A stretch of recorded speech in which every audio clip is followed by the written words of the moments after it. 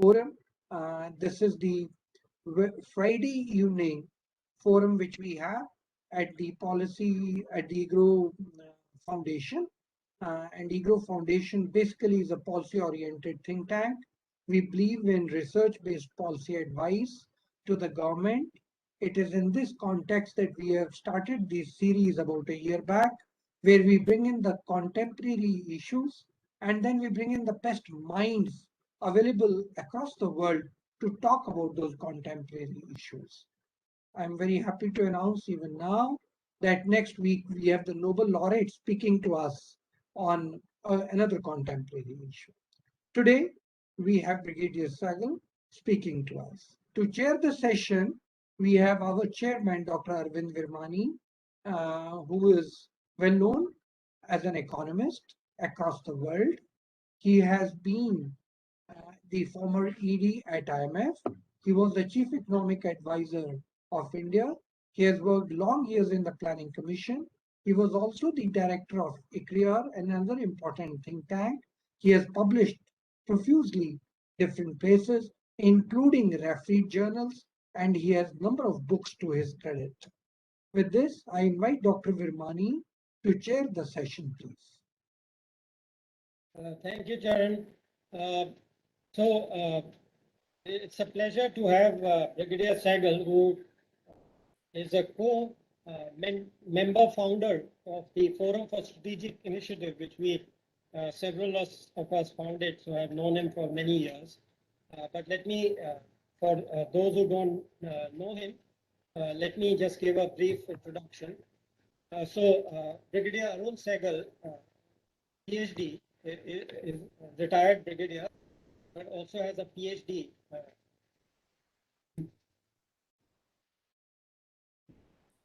He's the founder director of the Office of Net Assessment in the Integrated Defense Staff. He created to undertake long-range strategic planning. So formalization of long-range strategic planning, in some sense, he is the pioneer in India. Other academic pursuits include head of the Center for Strategic Studies and Simulation at the USI, the United Service Institution of India. He is also senior fellow at the Institute for Defense Studies and Analysis.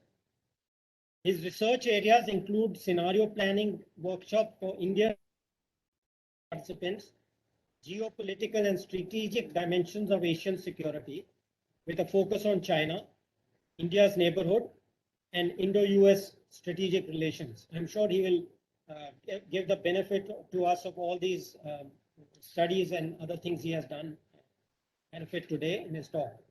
Recent works include study the Desi movement in Nepal. His co-authored books include Rethinking India and Central Asia Security and Economic Dynamics by Johns Hopkins University, Washington, and a book on Sino-India's CBMs in IPC, published by IPCS, and Afghanistan, and work on Afghanistan and India. Other works include net assessment studies on Pakistan, Myanmar, Sri Lanka, and India-China military balance 2020. Currently, he is working on two important projects: anti-access and non-contact war, doctrinal and technological perspective, and baseline scenarios in the time frame of 2027 to coincide with the LTIPP.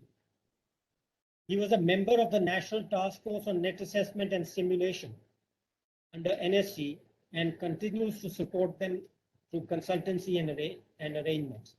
He is in fact the best person I know who can speak on the issue of medium-term planning of strategy, military strategy, defense strategy, and even some of the broader issues connected with it.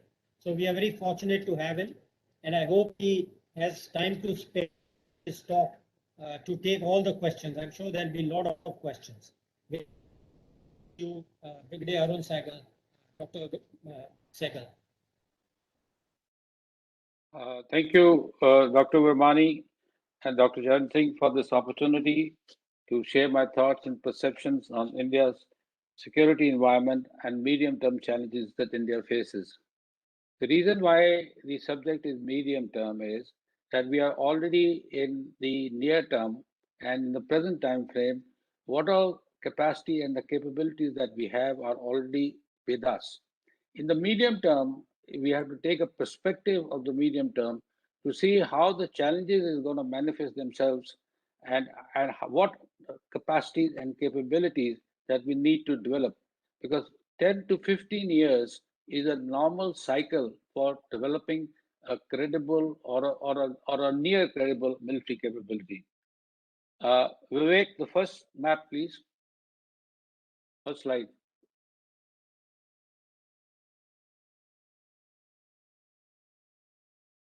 Uh, let's first have a look at the India's strategic space. A look at this map indicates that India is surrounded by inimical powers and is marred by historical legacies of unresolved borders and none too friendly neighborhood. We have China to the north, Pakistan to the west, and our neighbors in the east are reasonably friendly, but now uh, coming under the influence of our northern neighbor. The only strategic space that India has, which is open, is the Indian Ocean. And here too, as we go along in our discussion, we'll see that this is also getting contentious by the day. India's security environment is exacerbated by 16-month-long premeditated Chinese intrusion that continues till date and as we speak.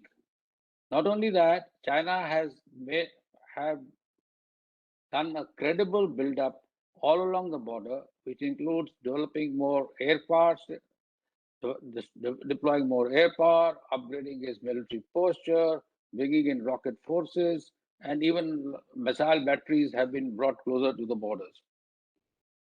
Then there is the second element is the continuing tensions with Pakistan and instability in Kashmir.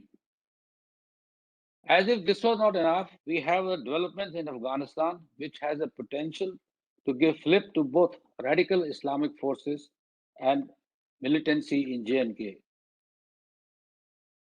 There are turbulence, like I mentioned, in other parts of our neighborhood. In Nepal, Myanmar, Bangladesh, Sri Lanka, China is making major inroads and is upstaging political elites in these countries to its singular advantage. Maritime dimension is getting traction, as I mentioned, on account of Chinese forays and attempts at creating bases and places. Please note, bases and places. Places is where you turn around and provide logistic support. Similarly, island territories like the Maldives are facing great degree of Chinese intervention. So the important point to note in this part of my presentation is that the most importantly, Chinese aggression in Ladakh has brought home to our Indian strategic community and our strategic establishment is the primordial challenge that India faces is from China and not Pakistan. This has required a change in perceptional thinking. The Indian armed forces have been too Pak-centric and even more than Pak-centric to counterinsurgency-centric. Next slide, please. Vivek, next slide. Now here, I try to give you an understanding of the threat spectrum. What is the nature of the threat? I'm not going to discuss this. You just have 2 minutes to look at it. And how this various threat perception is manifesting itself. The first point to note is China. Premeditated hostility and coercive intimidation has resulted in the present standoff, which is continuing as I mentioned till date. There are two rationales for the Chinese thinking, the way it is permeating at this point in time. First element is that the Chinese conceive India as a regional hegemon and an expansionist power. We may not think so, but that's the perception of the Chinese. And they look at it from the perspective that it has dismembered Pakistan, annexed Sikkim, controlled Bhutan, and is now trampling over Nepal.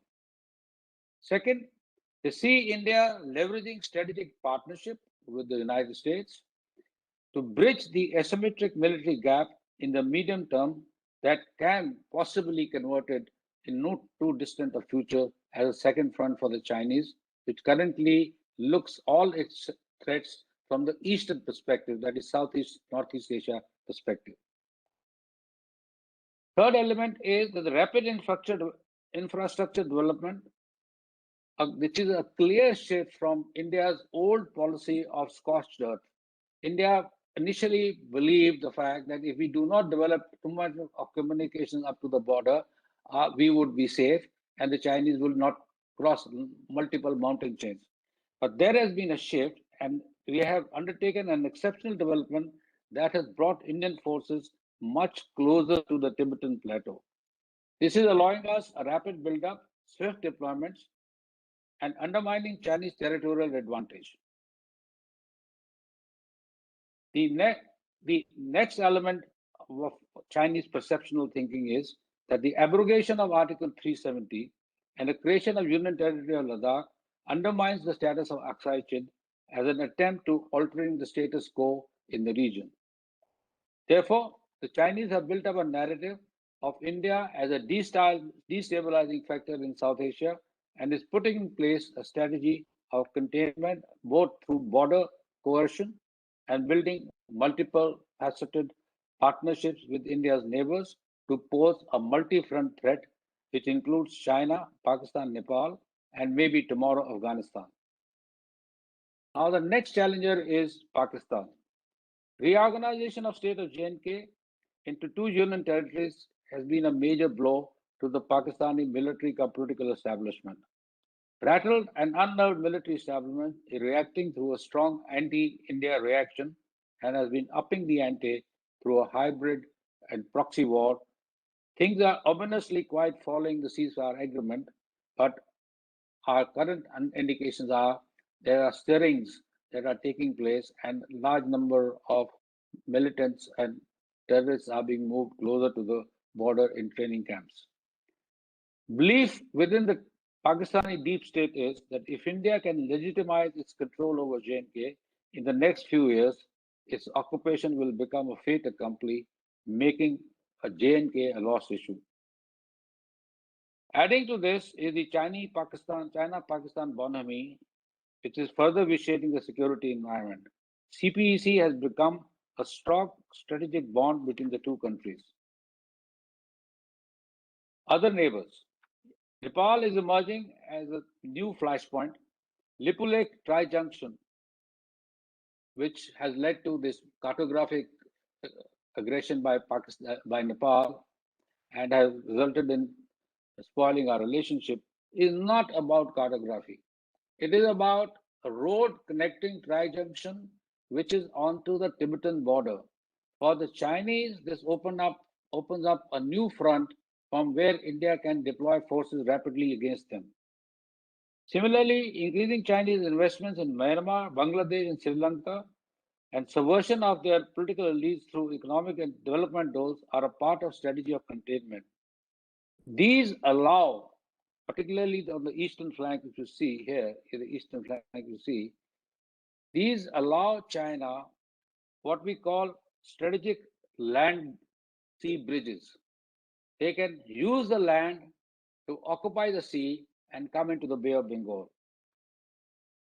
The third element is the Indian Ocean region, which has been a traditional Indian sphere of influence, is getting increasingly militarized, given the plan's predictions for power projection to the far seas to secure its growing economic interests. The Indian Ocean is central to Chinese strategy, whose end goal is to project influence all the way to Europe and Africa by creating a strategic maritime hubs along the maritime Silk Route. The next part of my presentation talks about the understanding the context of these security challenges. As mentioned, the security situation in the subcontinent is extremely unstable and fluid, and it has a potential for deteriorate into a limited conflict, conventional conflict at a drop of a hat. Even as India attempts to deal with the immediate territorial challenges. A conflictual security environment will continue to pervade in the Indian subcontinent over the next few decades and could rapidly extend into the maritime dimension. Therefore, India's core security interests has to come up with multiple threat-specific solutions to safeguard its core interests in the near to medium term in both continental and maritime domains. Importantly, the conflict paradigm is shifting. As a result, the future conflicts will be increasingly be hybrid in character. Even more importantly, our principal adversaries are exploiting our weakness using low to high end asymmetric warfare.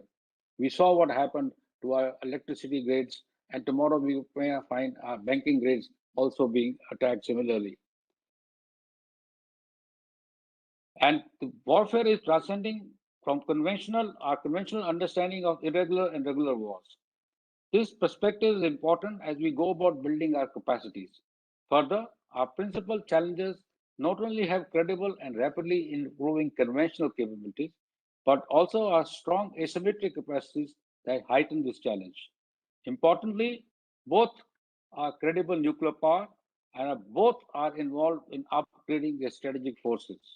You must have recently seen large number of new Chinese silos coming up, 110 to be precise, in the mountains hugging the Xinjiang region. So far, we have mitigated strategic uncertainties through risk diversification that includes internal and external balancing, and by maintaining credible nuclear deterrent as a part of a deterrence and dissuasive strategy. Unfortunately, this situation is coming unstuck. Chinese coercion, Pakistan's perpetuating proxy war, Sino-Pak collusion, and development in Afghanistan. The first step, therefore, is our national security strategy and defense planning must be to assess the specific challenges and how these might manifest over the next decade plus. Rest of my presentation, I will try and address these issues. First, let's take China as a credible threat. India has traditionally pursued a defensive wedge strategy, often used by status quo powers to drive wedge between two allied revisionist states. By focusing on the more threatening challenge, while building strong bilateral relationships with the other. Therefore, with Pakistan, we had a strategy of a punitive deterrence, and with China, we try to build up relationships through trade, economic, and maintaining peace and tranquility on the border. China, on the other hand, has a core dilemma in the rise of India as a potential challenger in the medium term.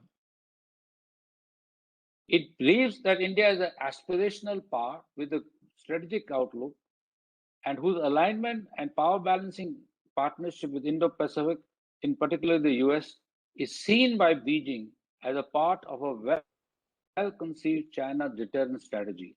The core Chinese concerns, just as mentioned, is that India, a large country straddling the continent and maritime space, get fully integrated into the US-led Pacific security architecture can seriously impede China's ambitions in Asia, creating a credible multi-domain two-front challenge with perpetuating opportunity costs.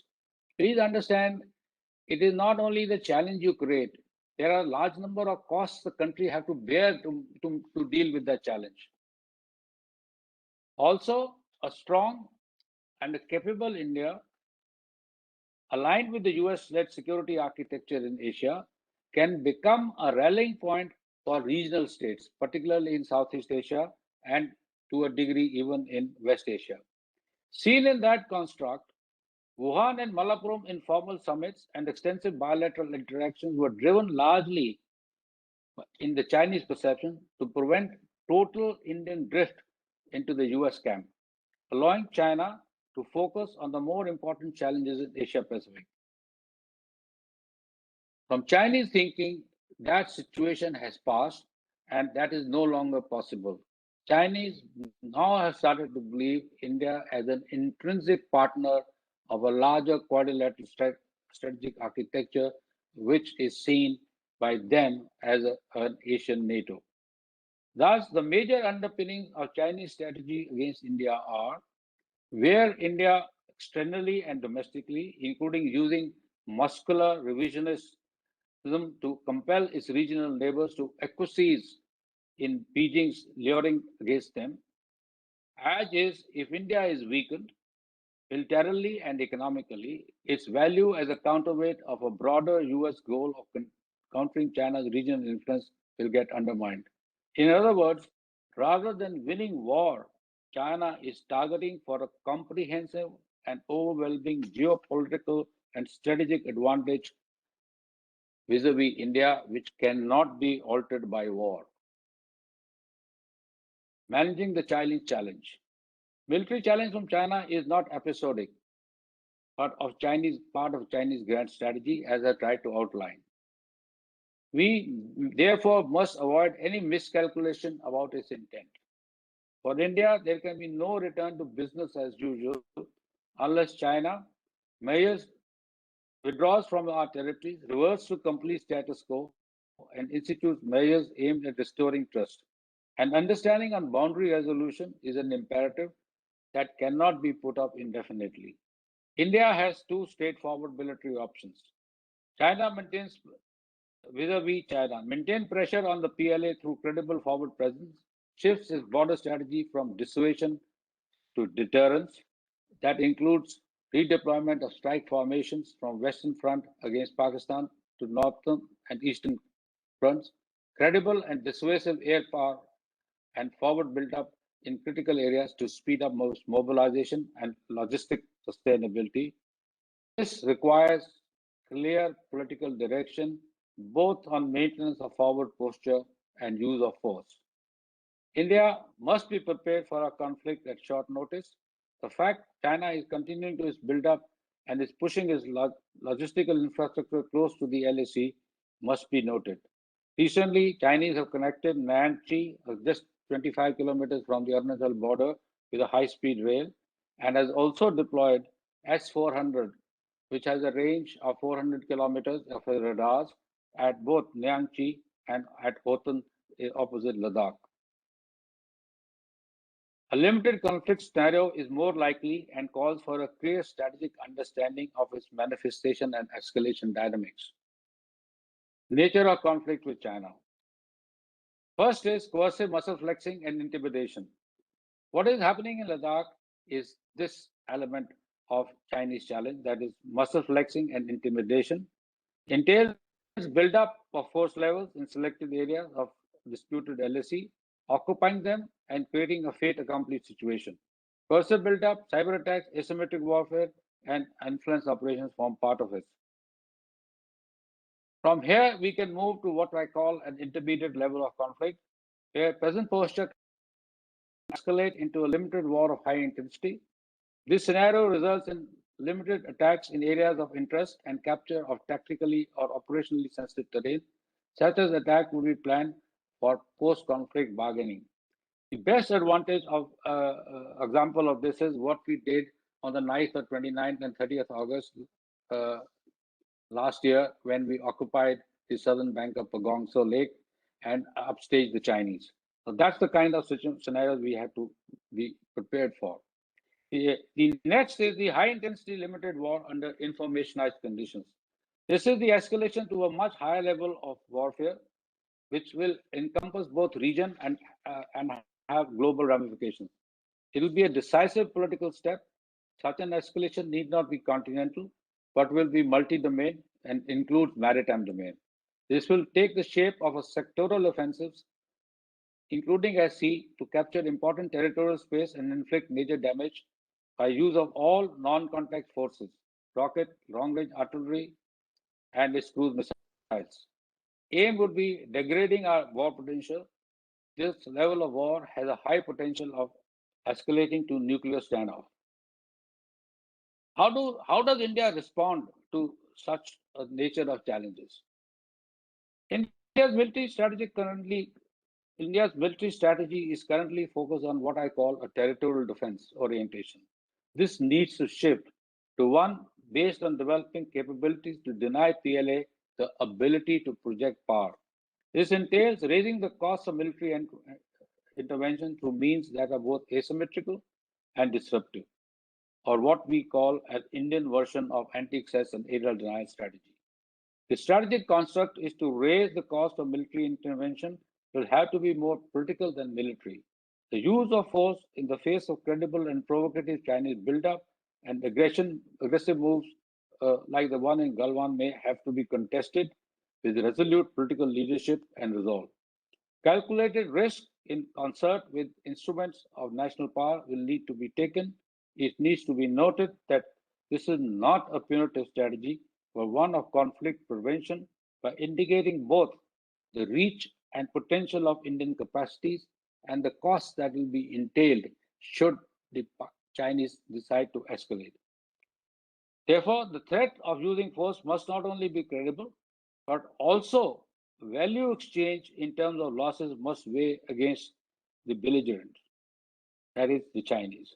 At the heart of this strategy is credible, full spectrum conventional deterrence that alone would force situation to both intervene and to escalate. Next, I come to Pakistan as a medium term challenge. The primary challenge from Pakistan remains subconventional, built around the narrative of current situation in J&K. Interestingly, this strategy of subconventional conflict is backed by Pakistan's conventional capabilities and what they now started calling a full spectrum nuclear deterrence. To meet India's threat, Pakistan has been enhancing and modernizing its defense capability through substantial arms purchases, principally from China, with whom it has developed strong institutional partnership that transcend licensed production and joint development. In medium-term situation with Pakistan will be marked by continued military domination of political and strategic landscape, who will remain the sole arbitrator to decide both the escalation and the nature of proxy war. And even more importantly, as far as Pakistan is concerned, the Taliban victory has no doubt will embolden the Pakistani military leadership to take more chances. This will lead to a growth of fundamentalism and pan-Islamic influences. The situation would be exacerbated by establishment of emirate in Afghanistan, in which Pakistan will play a major role. Please note that the current principal negotiator for power brokerage in Afghanistan today is Haqqani Network leadership. Haqqani Network leadership is an euphemism for ISI. Pakistan will attempt to leverage elements of Taliban and other groups to upskill cross-border infiltration and proxy war in J&K. Like I mentioned, some signs are visible. There will be attempts at instigating and provoking the local population to provoke security forces to use force. These tactics would be projected through a well-orchestrated information campaign aimed at attempting to curb legitimate attempts at curbing legitimate aspiration of the J&K people. Chinese support on J&K and availability of Taliban jazz cadres from Afghanistan will embolden Pak military. Pakistan-sponsored terror escalation will be encouraged based on increased belief that India's punitive retaliation can be managed. Here, there is an interesting quote from General Kadwai, who was the Strategic Forces Commander of Pakistan. He said the integrated conventional and nuclear strategy to achieve the desired outcome in the realms of peacetime deterrence, pre-war deterrence, as also the intra-war deterrence, is the current scenario of Pakistani capability. A new narrative is to sell India's retaliation as a false flag operation and hold India responsible for all acts of terror within the country. Importantly, Pakistan military is seeing a low-cost capacity enhancement through Chinese imported arms and technology that is resulting in a significant upgrade of its conventional capabilities. This will have an impact on conventional balance on an emboldened Pakistani military leadership to take more provocative and chances. Thanks to the information sharing collaboration with China through C4ISR, which stands for Command, Control, Communication, and Computers, Intelligence, Surveillance, and Reconnaissance, assets such as the Baidu navigation system, maritime surveillance system, LINT and EW capabilities, Pakistan's situational awareness and precision strike capabilities will increase significantly. These ladies and gentlemen, is not something to be overlooked, because these are significant capabilities. Just to give you an idea, that if Chinese were to fire a missile against India, which earlier had a circular error of probability of 50 meters, now it will probably have a circular error of probability of less than a meter. So you can do what is called pinpoint targeting. The next element of our threats is the two-front challenge, the Beijing-Islamabad axis. With China perceiving India as a strategic adversary, the chances of Sino-Pak collusion will increase in the future. China is shedding its neutrality on J&K and has begun to identify itself completely with Pakistan's Kashmir agenda. I've visualized two scenarios of this situation. One is a two-front scenario with Pakistan being the primary front. With Pakistan's scenario of localized limited conflict as always prevails, as brought out, nature of conflict could include limited war, asymmetric war, hybrid war, influence and gray zone operations. Large-scale conflict with Pakistan is not visualized. Under such conditions, collusion with China will take the form of ISR sharing, like I mentioned, provocative force deployments, and intimidating moves. It may force India to divert troops to China border, but China is unlikely to open a separate front against India, but may resort to what we call as credible posturing. If China is the primary front, then what will be the situation? In a largely Ladakh-centric conflict with China, we have seen Pakistan can be expected to undertake aggressive force posturing and escalating situations along the LAC. During the early days of conflict, we learned that two Pakistani divisions were moved to Gilgit-Baltistan. Also, that there were a number of Chinese Air Force aircraft which landed at Quetta for refueling. So these are the kind of support systems that can be there. In my assessment, Pakistan will hesitate to open a second front in India, but India's punitive military capability and fast-paced modernization tips the military balance and can always undertake strong measures against Pakistan. As far as other neighbors are concerned, like I said, we do not have very serious challenges, but there's a new challenge that is emerging, and what I call conceptualization of strategic space. As India's trade and investment grows, its economic and trading space will increase manifold. Along with this, India's strategic interests will grow. This will require India to protect and prevent this space from being dominated by inimical actors. This entails developing military capabilities to prevent hostile influences from dominating the areas of interest, example, the Arabian Sea, Bay of Bengal, Myanmar, Sri Lanka, and going all the way to east coast of Africa. Important to note is that the force capability requirement no longer can be centered on territorial construct, but must consider growing economic spheres that would need to be protected. Now coming to the maritime challenge. India's natural geographical advantage along with the capable balanced maritime capability has so far allowed India to play a dominant role in the Indian Ocean. This scenario is rapidly changing owing to the two developments. Firstly, the growing Chinese footprints and string of bases in the Indian Ocean. It has got enhanced spaces in Malacca Strait, Bay of Bengal, and Andaman Nicobar Islands.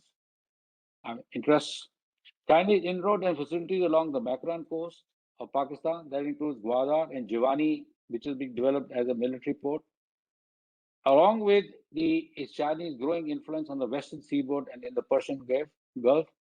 The Persian Gulf is particularly important. It has the potential to interdict our sea lines of communications through which all our energy resources flow.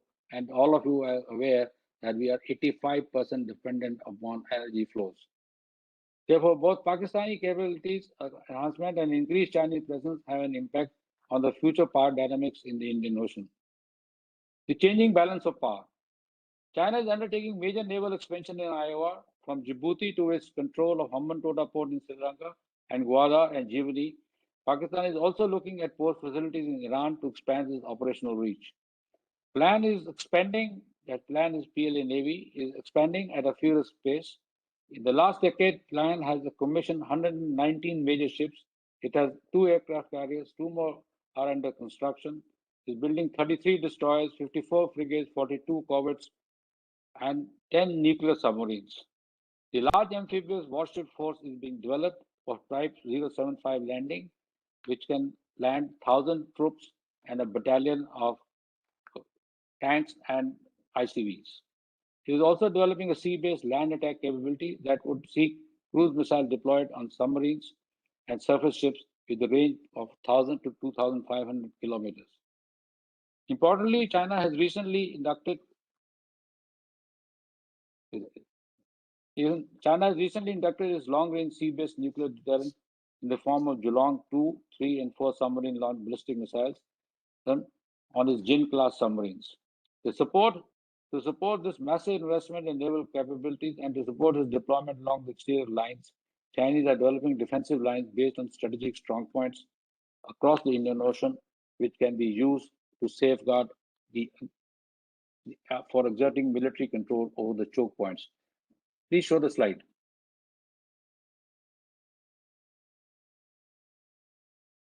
This slide indicates to you the Chinese presence in the Indian Ocean.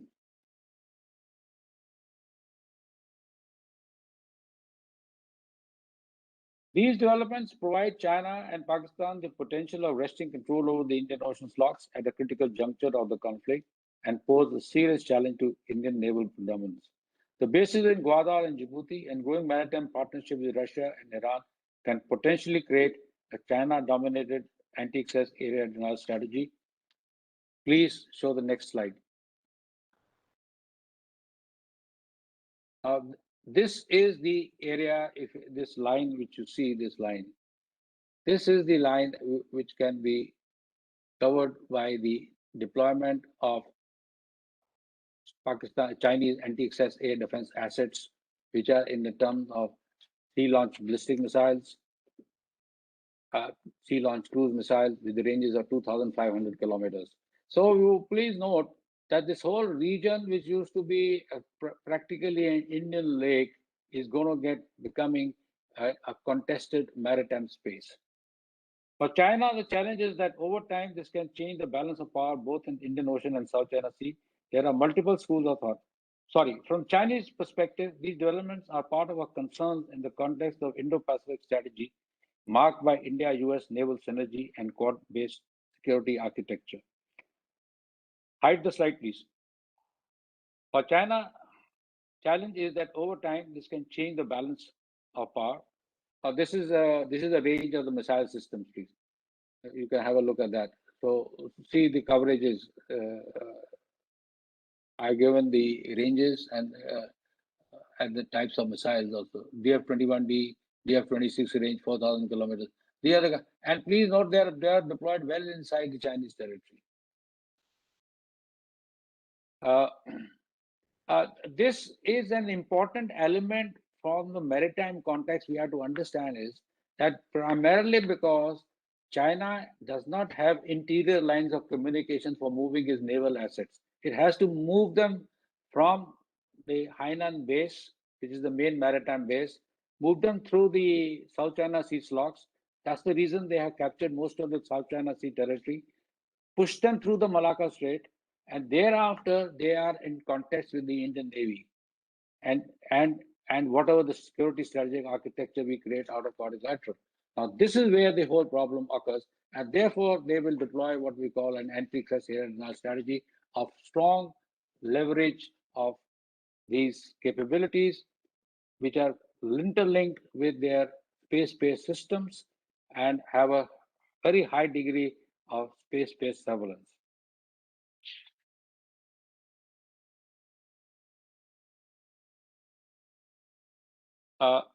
What is the nature of threat from? The two possible threat conditions are possible as far as the naval threat is concerned. We're talking about an increased threat perspective, increase in conventional maritime threat owing to Chinese built-up and enhanced deployment in IOR. Collusion with Pakistan enhances the threat quotient, particularly in the time frame 2025-30 frame, by which time we expect China to have in station one 2 carrier battle groups in the Indian Ocean. One exiting, one exercising. In the restraint threat scenario is a threat scenario which is built on the credibility of quadrilateral and the the and the Indo-US strategic partnership security architecture, which, if put in place, would be able to restrain Chinese movement into this area. So the question basically for us is the maritime threat is not going to manifest for next 4 to 5 years. So our decisions on P8Is, P20, P75Is, our nuclear submarines, etc., cannot wait any time longer. It cannot be pushed within the labyrinths of bureaucratic decision making. We have to go, if we are entering into a single vendor situation, like in the case of P75I, because the Germans are pulling out and we are dependent on the Koreans, we have to take a decision. We cannot pontificate on these issues anymore. Similarly, we are trying to develop our own version of anti-ship ballistic missile capabilities, long-range missile capabilities. We have to develop them. The whole notion is that the PLN Navy must understand it will meet with a credible threat if and when it enters the Indian Ocean. Okay, now I come to my last part of my presentation, is what are India's strategic options? The level of deterrence that India needs to develop must include credible military capability to withstand both continental. Please hide this slide. No, okay, leave it, okay. Credible military capability to withstand both continental and maritime challenges from both China and Pakistan as a dissuasive posture in a two-front scenario. There's a need for retail capability and doctrinal review that contextualizes the changing nature of war, which is incrementally moving towards hybrid conflicts. India must come up with an integrated war-fighting doctrine. Technology in a multiple domain will be the key to India's capability enhancement. This is at the core and cannot be neglected. Our future indigenous efforts and acquisitions must be driven by this single purpose. This requires creating a global standard defense industrial base. It's important to recognize that the combined China-Pakistan or even standalone China challenge cannot be met with our conventional capabilities alone. Strategic equations are germane to this contestation, even as China attempts to underplay nuclear challenge from India. This requires a review of both our nuclear doctrine and posture. The fundamental question which we have to answer is not today, but certainly tomorrow, is our NFU workable? Do we need to create low-yield battlefield capability or create a high-yield ICBM in intermediate range ballistic missile and hypersonic capabilities? Now please show the slide of levels of deterrence.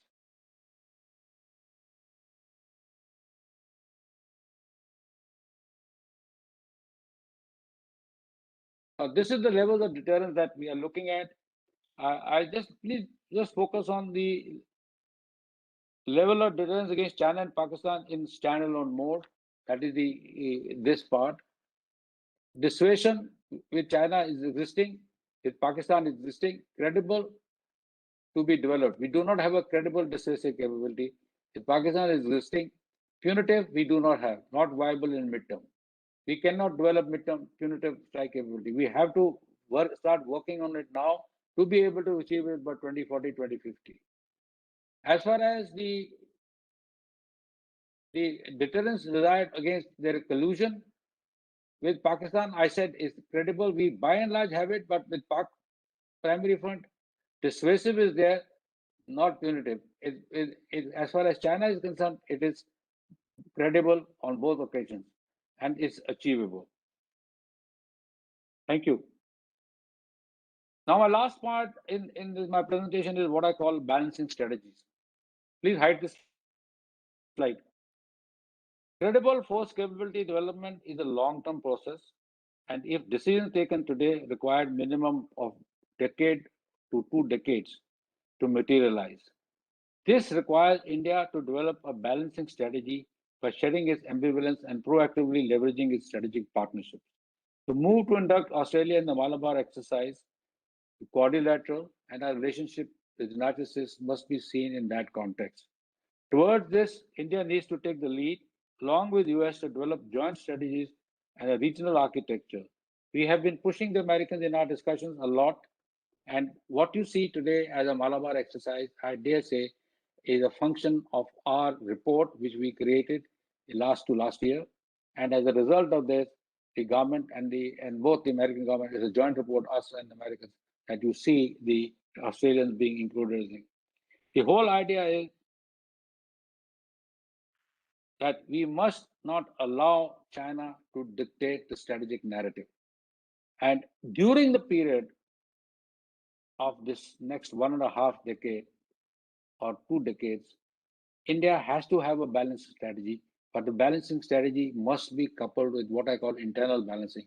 Internal balancing is the term we use for capable credibility enhancement. And capable credibility enhancement in the context of India requires, ladies and gentlemen, the fact is that you have to be selective. India cannot afford to waste money. We have to downsize some part of our army. We have to resize part of our Air Force. We have to rethink clearly the role of the Navy. We have to rethink what is the kind of missile forces that we need to have. We have to rethink what kind of cyber capabilities we need to have. We have to rethink our technological assets. We need to see what kind of hypersonic weapons we need to get. And we also need to see what is the kind of ISR requirements that we have. Once we see all this, then only we can talk to our partners and friends and other strategic partners in developing technological capacities. Thank you. I've taken too much of my time, but I thank you for your attention. I'm open to questions, challenging my hypothesis, and anything else you want to ask me. Thank you very much. Thank you. Well, you covered so comprehensively that I can't think of immediate comments and questions. Let's see. Yeah. So I guess if I've got you right, in some sense, the closer partnership with USA and the Quad is now in a way assumed by China and is inevitable in some sense, right? That be a right conclusion as far as external balancing is concerned. We don't have too much option left on that, one. And two, to what extent is our thinking, your thinking, our thinking, whatever you want to call it, the best thinking in India overlapping the US on this particular issue? Perhaps you can start with that. And yeah. Okay, let me answer that question. Fundamentally, we have to recognize the fact is that India is a standalone part. It's an important factor that we need to take into consideration when we look at India's security. We are a standalone power primarily because the United States is what we call an offshore power, which is entirely centric in East Asia. Its equities are in East Asia. Just to give you an idea, from Guam to Philippines, it takes them three days of sailing to come to the assistance of anything that happens in that region. So if anything happens in South China Sea, they'll take 5 days. So that's the kind of 5 days is also the period which the Chinese take the move from Hainan Islands into the Indian Ocean close to Sri Lanka. So we are a standalone power. For us, the Indo-Pacific has to have a meaning in terms of threat mitigation. We tell this to the Americans all the time. To us, quadrilateral has to have a meaning in terms of threat mitigation. You can have any number of vaccine programs, you can have any number of technology-oriented programs, you can have everything else that you want. Those are plus, plus, plus, plus. For us to make a difference, there has to be a contextualization of a security architecture. That's A. B, if the option for us is to if we believe that the Americans are losing steam and they are no longer a strong, credible, capable power, etc., and the Afghanistan experience is too nerve-wracking for them, in that scenario, what is important for us to is hunker down a little, come down. Don't be so for us in your foreign policy. Close ranks. Start building up capacities and capabilities to deal with the situations. Handle your situations on your own basis. You have the capacity, and and and take things as they come, and slowly and steadily. That doesn't mean that you start completely branching off. No. Or what I mean basically is that India must therefore try to stop playing too much of a global player, try to contain itself regionally, play the regional player, build up its economy, build up its technological capacities, and and be ready to deal with any challenge which is posed to us.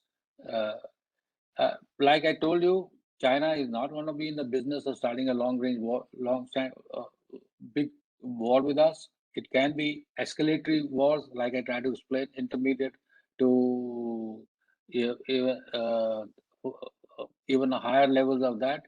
But there also the the territorial construct is limited. The wars will be more in terms of of causing damages to your uh, capacities and capabilities. Please understand, damage to military capacity and capability has far more reaching impact on a country's economy than merely the ground. The ground is a talk shop business for news channels, etc. 100 yards here, 200 yards there, and that kind of a story. But other damages are much more severe. So I'm afraid two options. Either we maintain our relationship with the United States, try to work this out, and some of us who are in discussion with the Americans, we are aware that they are equally in the same boat. So they are more forthcoming. But like I said, we have a classic case of predators. We are ordering 37 predators, and now suddenly it's got stuck in the CC as something or the other has happened. Some bureaucrat has put some spoke into it in times of technology. Now, see this time, now that what that will mean. Instead of first aircraft landing in 2025, it will land in 2027. By 2027, there will be 5 aircraft carriers the Chinese will be having. So please understand the co-relationships with if your decisions. Your decisions directly impact your security environment, which is something which are process-driven. I call it process-driven bureaucracies, both military and administrative bureaucracies, don't understand. Okay. One more slightly technical question. Okay. On the you said levels of war you had outlined. I have thought about it in a slightly different way, and I'd just like your reaction. So, in terms of limited war, I think your scenarios are similar. L1 and L2, let's call levels of escalation. I think what you said, L1 and L2, both border war and limited war, kind of border skirmishes and limited war. I think of it the similar way. But in the next level of somewhat more hot war, if we will call it, I tend to think of it as 2 levels, which could roughly, I mean, there are many dimensions, but roughly described as care in not physically, kinetically hitting civilian population as kind of level 3, and L4 where you don't care who you hit. Is that a reasonable way to do it, or it doesn't really add to By and large, the militaries will avoid going to L4. They will stick to L3. They have the precision capacities and capabilities to stick to L3. Like I told you, damaging the potential is more important. Now, if the Chinese were to just hypothetically to use rocket and missile forces against us, they will take out Chandigarh, Ambala, Pathankot, Srinagar, Ladakh in one go. So what that happens? If they have become unoperational for 12 hours or 14 hours or 16 hours, you have pushed your next wave of attack from much deeper area. So if they're coming in from a deeper area, their loiter time onto the other side and their reach on the other side will get reduced. So these are the technical issues, but uh, now, but let me also tell you is that once we get S-400s, we would be, by our deployment, covering most of the Tibetan plateau with our S-400s. And once we cover that, moment an aircraft takes off, we would be in a position to handle him. So that's why when we talk about an anti-access air denial strategy is that if a flight has taken off from, say, Houghton Air Base and is coming towards India, we have to be very clear to when to take on that strike and destroy. You cannot say that I will wait for him to come cross the 15-kilometer or a 10-kilometer no-fly zone and then take it on. Then it'll be too late, because then he can fire his weapon, which has got 200-kilometer range, and then get back. So we.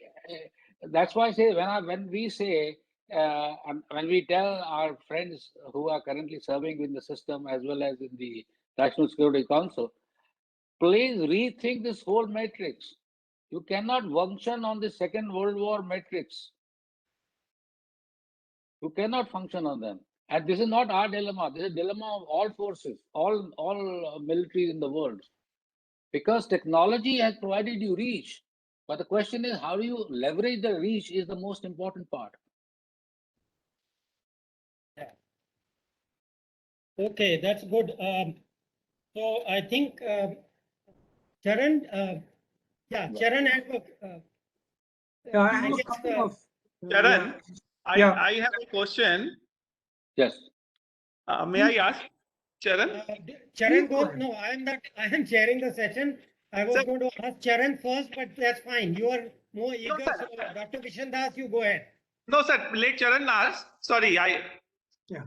So Yeah. I, Brigadier, I want to really thank you. Very comprehensive, as our chairman just said.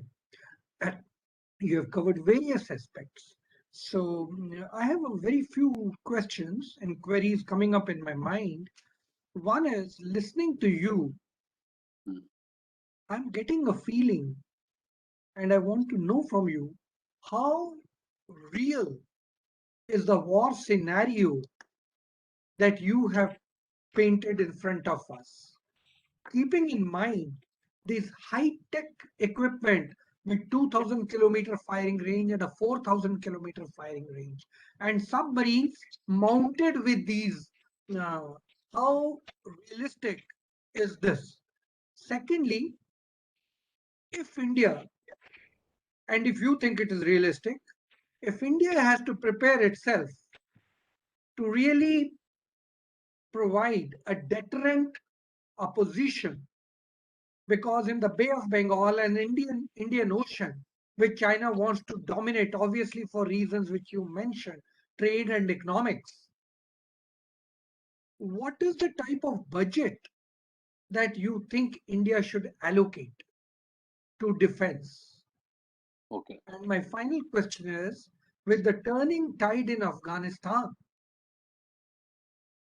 what is that you, who has now given us a complete picture in the region, what, according to you, should India's strategy be? Thank you. Yeah. So that's a good question, Charan. The budgetary implication of kind of strategies you are proposing, that would be very useful. Rough idea. Okay. See, as far as budgetary things are concerned, like I said, we have to be very, very circumspect in our what we call a technological assessment of our needs. And there is called we produce what is called a long-term integrated perspective plan, which is a 15-year plan, and with the coming of this government, we have also started producing what is called technological long-term perspective plan. Now, the issue basically is this: are you looking to fight wars, Like I told you, wars are going to be limited. Limited war basically means is local skirmishes and 100 yards, 200 yards here, 200 yards there, and that's all. And then and a little bit of escalation. Or you are trying to create a deterrence. If you are wanting to create a deterrence, then your money has to go in a different direction. For example, it's my take. Please don't get me wrong. Do we need to spend $25 billion getting 114 more Rafales? Or should we put those billions of dollars in developing long-range cruise missile capability? Like unfortunately, our plans are very, very behind schedule. Do we develop cruise missiles with pinpoint capabilities? Do we put the geosats and other systems in place which allow us a pinpoint accuracy? See, all this is very important for us.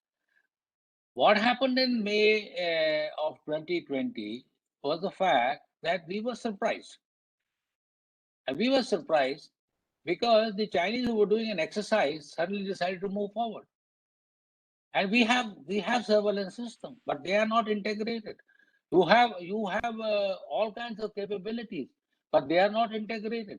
You need strong fiber framework to integrate them. So these are all very costly technological equipment. So you have to take a call. Okay, I have enough armor with me. I have enough infantry with me. I have enough artillery with me. For next budget, I'm going to focus on these technological issues.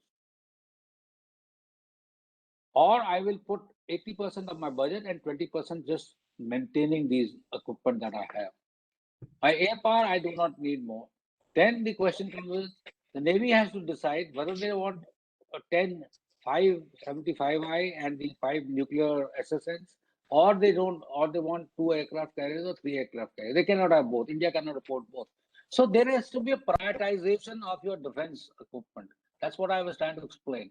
Until unless we prioritize and then we allocate resources for that, that's where we have to do. And this is not only prioritize and allocation of resources. Our technological development also has to go pace with it. We cannot, I mean, on the Army Day parade, they showed you how swarm attacks are being made. That's all drama. We have to be real in life. How do you want to use swarm attacks? How do you manage swarm attacks? Do you have the infrastructure to manage swarm attacks? See, all these things are important issues. It's not that, and we have right now I'm with the Delhi Policy Group. You go to website, we have written enormously on these issues, like theaterization again. Look at theaterization. Now, theaterization is a concept which has to evolve. Theater commander has to understand the role of air power in tomorrow's war. In limited war, what's the role of air power? See, all these things are being thought through at this point in time, but they are not very strongly being thought through. They are limited in number. So the short answer is I cannot tell you how much budget you require. Around 3% budget of the GDP is okay. But please remember, nations are not really bound by budgets on defense. The budgets can always be found if you need capability. That's not, it's not something.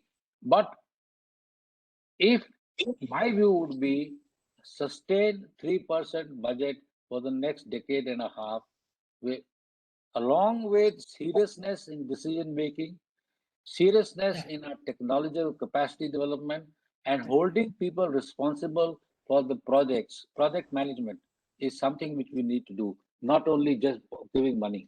Money is of no consequence. Right. So before you answer the Afghanistan question, let me take a follow-up because you mentioned it also and I forgot to ask you. This whole issue of, I've kind of tweeted about this, that the whole issue of higher defense management and theaterization really depends on the escalatory ladder, is how I put it, but you put it nicely in terms of what is it we expect, right?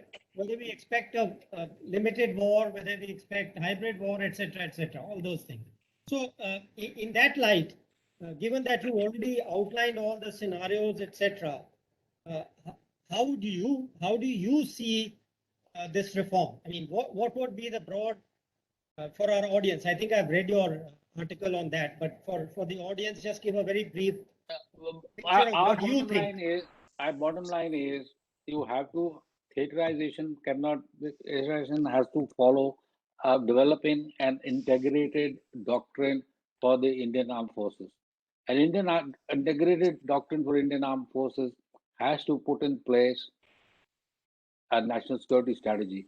Even if the government is not willing to give a written national security strategy, it has to give some kind of a national security guidelines to develop this doctrine. That doctrine must be the basic point of theaterization. Now, theaterization will then flow out of the fact is that which is the most important theater we had to work on, what is the nature of the theater we require, what is the kind of forces. Another misnomer people believe is that once you create a theater, that all forces are given. Nothing is given. There are in-location forces. Theater has what we call in-location forces.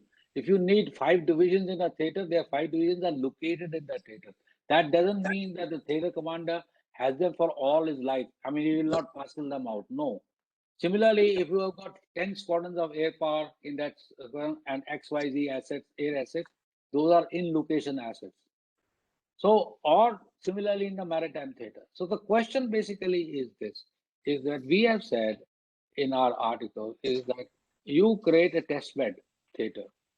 You create a test bed theater, but in first stage is you leave the army commanders at the command of their formation as they are.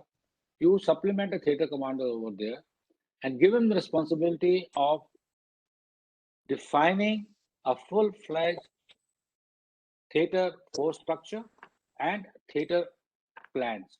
Once the theater structure and theater plans are placed and the army commanders are there with you, then you create a theater commander and make it the test bed theater commander, run about 10 to 15 war games in different scenarios in the theater, and then you start implementing it so that people get used to it. So, and there are a large number of other issues involved. Right. Excellent. Charan, I'm going to bypass the Afghan. I'll come back to it. Let Dr. Vishen Das ask a question. Yeah. Dr. Vishen Das? So, Yeah, thank you, sir. Brigadier Arun Sehgal is a wonderful exposition. My basic question relates to India because there are broadly two fronts where we can handle the situation. One is the diplomatic, other is the military. Now, military, after listening to you, I'm slightly frightened that we are sitting on the tip of the, volcano, that it can backfire at any time. Now, I am quoting Vijay Gokhale, who was the foreign secretary. He said, China is a grand deceptive.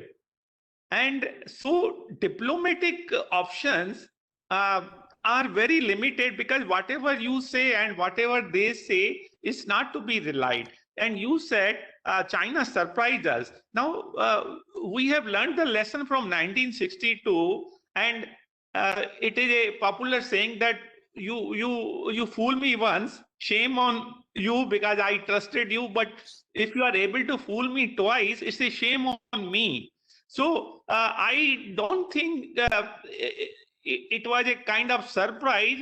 It was more of our inefficiency. That is one. And when it comes to the protecting the national sovereignty and territorial integrity, no amount is high enough. And somehow, as you also hinted, that we have to find budget to protect ourselves. So what is your take? And second question, which is related to this, because they are taking away our traditional friends. For instance, the Nepal had been traditionally very good friend. Then China had wooed it. Japan in the RCEP, Indian minister, cabinet, foreign minister, and minister of state in the external affairs, they have visited during last 6-7 years. Each and every country which is the member of the UN 193, and still they are not able to have good friends on their side. Now, for example, China has stepped on the toes of Japan, but Japan still went with China in the RCEP. And no, not a single country joined us while walking away from RCEP. So there is something, China is superly dominating the area and the whole world. I mean, so how do you take I mean, our options are very, very limited. Okay. That is, Okay. I want to, Thanks. and how to Yeah, handle the thank you, Dr. situation. Yeah, let him Sir, answer. because sir, we the run short out of answer time to your otherwise. question Yeah. is you cannot continue to pontificate and do nothing about to yourself. You have to develop your economy. You cannot say, मैं ये नहीं करूँगा, मैं वो नहीं करूँगा. Democracy has limitations, but you cannot continue to say, I will not develop my economy. You cannot. On the RCEP, there are much more senior economists sitting over there. But my take is very simple. Can India remain outside every economic arrangement and still continue to grow? None of your trading agreements have actually given you much advantage. As far as China is concerned, China is very clear. China is working towards consolidation of its power and influence in Asia in first step. And second step is globally. And in the second step, it first wants to take over global institutions through penetrating those global institutions and revamping the rules of engagement of those global institutions, the World Banks and the IMFs and all those institutions, to ensure that they follow the Chinese model of equitable distribution of power. The number two issue is, sir, that what we are saying is territorial sovereignty and all that is all very well done, The question is, Mr. Gokhale has to acknowledge one simple fact, that diplomatically we failed to read the Chinese intention. If you see the number we have had 18 meetings between the Prime Minister and Mr. Xi Jinping. We have had Wuhan, we have Malappuram, we have had any number of other meetings. At every stage, we have failed to read the Chinese mind. It is no joy to me to say that the Chinese are manipulative dashes. That's not diplomacy. You're supposed to know that and act on those bases. What is that what you want to do? You want to have trade with China? Yes, you want to have a trade with China. But how do you leverage that trade to your advantage is something that we have to come out with those issues. What have we done I'm sorry for digressing. In the last 16 months, what we have done in Ladakh, sir, is this. We have taught China the limits of its leveraging of its power. China has 20 times more military power than us, but we have told them, hey guys, you cannot leverage it against India because we will stand steadfast. This is what we have to do in other domains. We have to do that domain in economic domain, you have to do it in the political domain, and more important in the foreign policy domain. Come out with innovative solutions. You simply cannot say, he did that. No. You have to say, how do I deal with the Chinese? We have been reading Chinese literature. The Chinese have been shouting for a long time, India is an untrustworthy power. They have been, in their own writing, been telling us, teach India lesson scenario. They are also being saying is that if you cannot teach India lesson directly, do it indirectly. All this is given in writing. I can send you papers on that issue. We have written on these issues. So the question basically is this: we have to read. Now, do we continue with the Afghanistan situation? Do we continue to deal with China in the same fashion? Is there an opportunity to build bridges? How much can we trust the Chinese? Excellent, Brigadier. Excellent answer. So let me bring it back to Afghanistan. So what is your view on Afghanistan and its implication, which is what Charan was asking? So let's take that point. Sir, if you allow me, I want to just make one observation here, sir. Brigadier, on one hand, you say you have been writing on things that teach them a lesson, teach them a lesson. Chinese are saying this. Do you think by overplaying all those things, we can really build bridges? We are Secondly, not writing. We are not writing. It is they are Chinese writing. writing. Chinese Yeah, are if writing no, no, in their I papers. understood that. I understood that Chinese are writing. But Yeah, do you think we have to recognize that fact. We have to let me recognize that let fact. me let me just finish by overplaying that or not taking care or asking them that what's going on, can we build bridges? Secondly, whatever little that I have read, I'm much younger to you, I suppose, and whatever that I've heard, especially Avtar Singh, who came and spoke to us about China and Tibet, the 1962 war, there was enough of error and this side of the border too. And whatever I've read, that error, had that not been done, probably the 62 war would not have been thrust on India.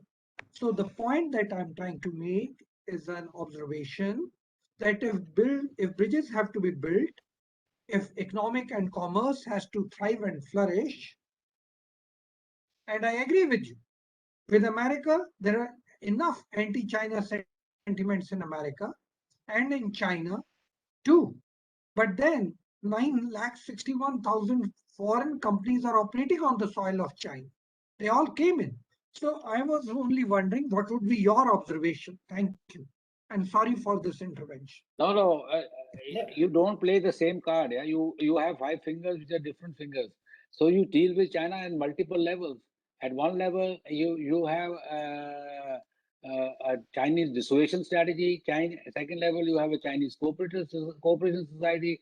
At third level, you have a China competition strategy. You have to have a multiple strategies to deal with a country like China. There is no one single fixed strategy. And until unless we recognize those issues, and this can only happen Yeah. if there is a contextual national policy which is decided. कि भाई, you will sing from this tune, I will sing from this tune, you will sing from this tune, I will sing from this tune, but we will all, our purpose is basically the same. That is what we have to do. I have to understand, sir, that until unless we do, I'm not saying that Maro China ko. No, I'm simply saying is there are schools of thought within China which are talking like that. There are also schools of thought which are talking slightly differently. They say after the United States, India is the next major player that in the power that China has to play. China is right. What is China asking you? China simply asking you join BRI. Yeah, आप BRI join कर लो. आपको क्या कष्ट है BRI join करने में? Is there a problem in joining BRI? I mean you have infrastructure, everything, पैसे आएंगे, सब कुछ आएगा, क्यों नहीं कर रहे हो आप? It's you have taken a decision ना, you don't want to join BRI. RCEP, you have taken a decision that the Chinese will flood your market, blah blah blah. Right. Okay. Let's not get distracted into economic Okay. discussion because we have his expertise. Otherwise, I have I know. many things to say on economics, so let's not get into that. I would like to ask you that question on Afghanistan. You have Sir, big simple point is Afghanistan is what is happening. Afghanistan is a function of failed strategy. The entire Doha agreement was not an agreement uh, to defeat Taliban or do anything. The Doha agreement was a America pull-out agreement for which America needed time to pull out and scale down. The events that have taken place from the 1st to 15th of August have upstaged everybody. The result is the Taliban has been upstaged, the Americans have been upstaged, and with the result is there is an absolute chaos. There is no control. There is no placing in place of Taliban forces, Taliban commanders, Taliban leadership, Taliban administrative officials. The Americans are totally lost out. They thought they had 6 weeks to 2 months to pull out. They have lost those two pull out. Now they are doing it under fire. So there is this whole situation. Added to that is the perfidy of the Pakistanis who have utilized their cadres, ISI cadres, etc., to provide this fait accompli. This fait accompli is a direct responsible, in our assessment, is a direct result of what has happened through the machinations of the Haqqani network, along with certain elements of this Jalalabad Shura and Peshawar Shura and other people to create a final scenario in Afghanistan which will force Americans to pull out. The most interesting thing you see is, despite the fact that his evacuation of Americans is nowhere near complete, and हमारी तो बात ही छोड़िए आप, they are still sticking to the 31st August line. Why? It's a part of a deal. It's a part of a big deal. There have been 7 meetings that have taken place, high-level meeting taken place in Pakistan, in which United States, Pakistan, China, and Russia were present. It's an orchestrated thing whose timings have been thrown awry and which has resulted in this tailspin of this whole situation.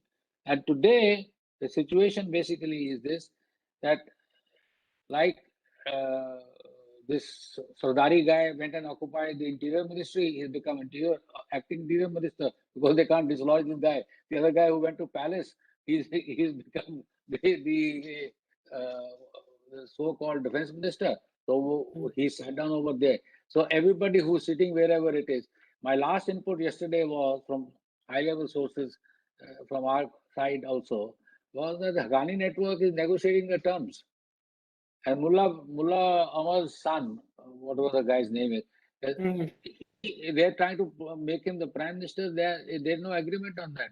So there is a lot of things happen. Number 2 is, because of the fast speed that has happened, none of the grand aims that the Taliban had set for itself in terms of the fact is that they will bring in a moderation in their active is taking place, because the cadres are spread all over and they are busy looting and enjoying the fruits of victory.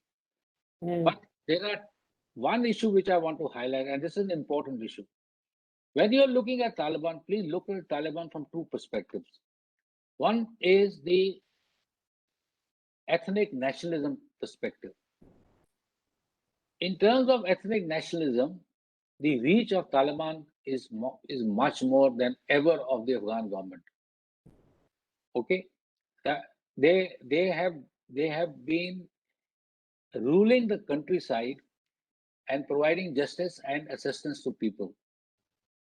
As if they are not marauders in that sense. They are ethnic nationalists. On the second level is this whole issue of radical Islam. Radical ideology has been used by them to bring people into their fold. And here, I would like you to just try and look at the migrant issue during the pandemic. Migrants who were working in Delhi braved up everything and went back to the villages, their own sinecures. That's exactly what is happening in Afghanistan. The sinecures are back in the villages, in the towns. That's where they want to control. Will they be able to give an effective governance? No. But they will use radical Islam as a leverage. What is a radical Islam leverage? Radical Islam leverage will be, tell China, we will try and control radical forces, we'll bring about moderation, etc. in our activities. You put your money into Afghanistan, give us developmental funds. That is leveraging. They will leverage with the Pakistanis. Say, hey guys, we don't need your money for your forces. हमारे पास सब कुछ है अभी. Americans have left everything for us. We will utilize them. What do we need you? Now the question that's going to come about is the status of Durand Line. In next year, I think, next year or year and a half, the treaty expires. What happens then? See, so with Iran, they are already having some kind of a discussion. So, but also we must remember the ethnic culture, ethnic breakdown of Afghanistan. There are only 41% Pashtuns. There are 30% Tajiks, 10% Hazaras, 10% Uzbeks. So it's a very mixed society. To be able to control it like that is going to be very difficult. And Now time is that this society is good used to some democratic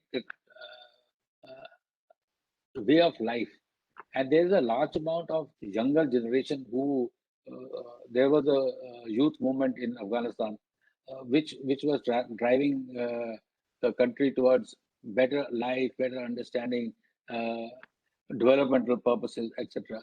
Now those guys are not going to give up. For the 20-year pluses or the 25 years pluses, Taliban is a monster. They have not seen Taliban's rule. To them, it does. They don't know what is. They only seen democracy and a good life in Afghanistan.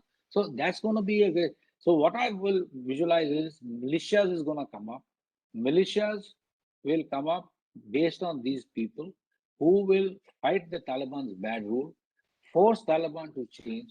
And I believe that first 3-4 months will be chaotic, but over a period of time there would be some kind of a settlement, and including bringing old governmental people back, not the leaders, certainly not Abdullah, not only not Karzai, because they are supposed to be the reason why the Taliban is the country in this state. So this is in short my answer to the whole situation, sir. Okay.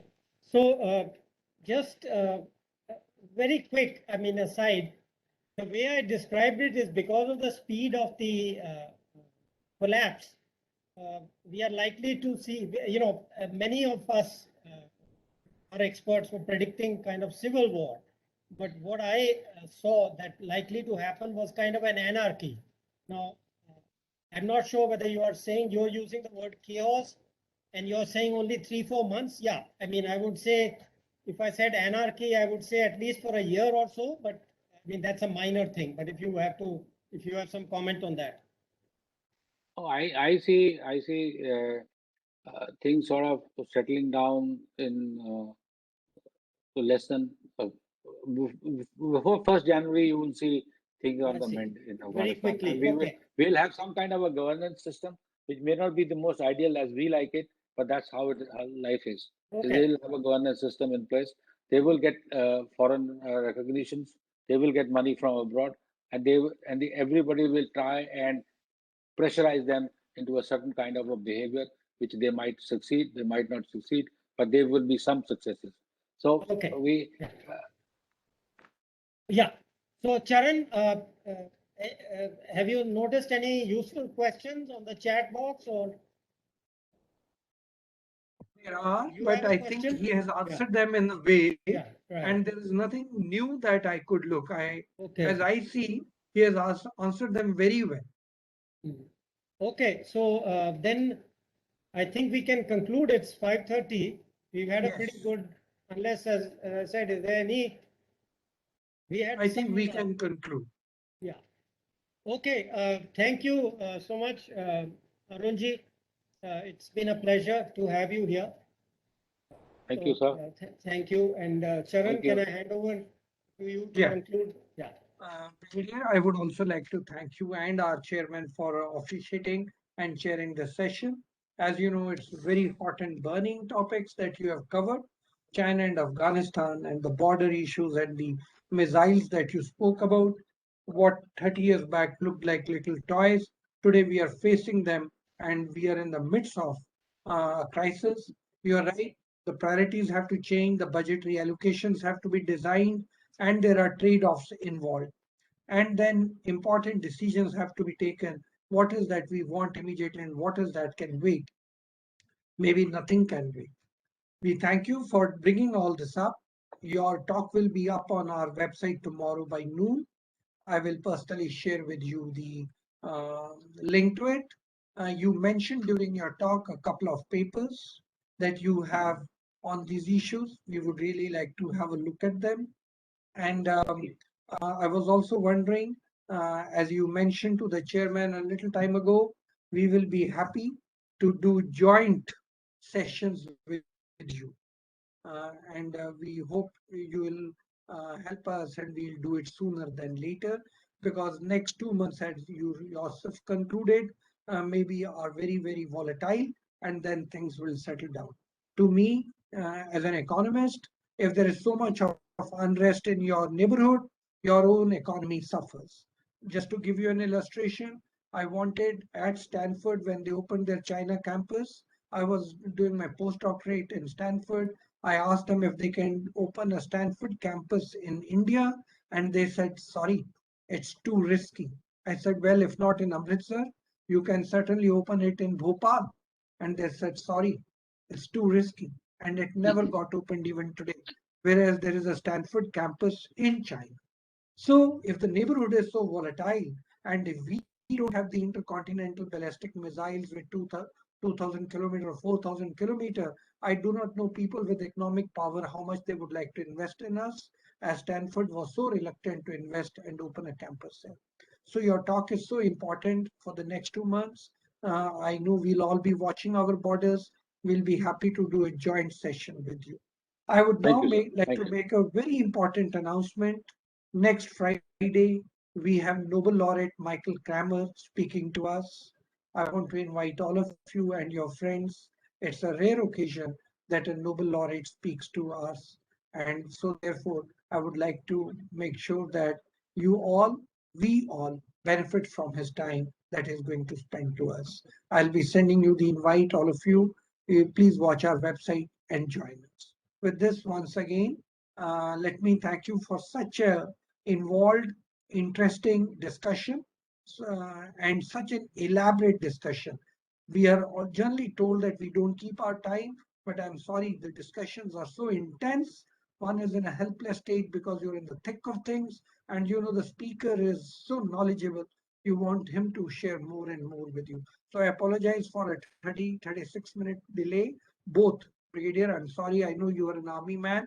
You stick to the time, but the No, discussion was so intense. I'm an We could academic stop. now. You are an academic now. That means a 90-minute standard session. Yeah. That's okay. We still exceeded by 6 minutes. Okay. Thank you very much. Thank you. Have a good Thank you. weekend. Look forward Thank to you. meeting you all next Friday. Yeah. Thank you. What will be the topic for the next week, sir? Sorry to say, sir. What will be Michael the topic? Cramer has yet to give me the topic.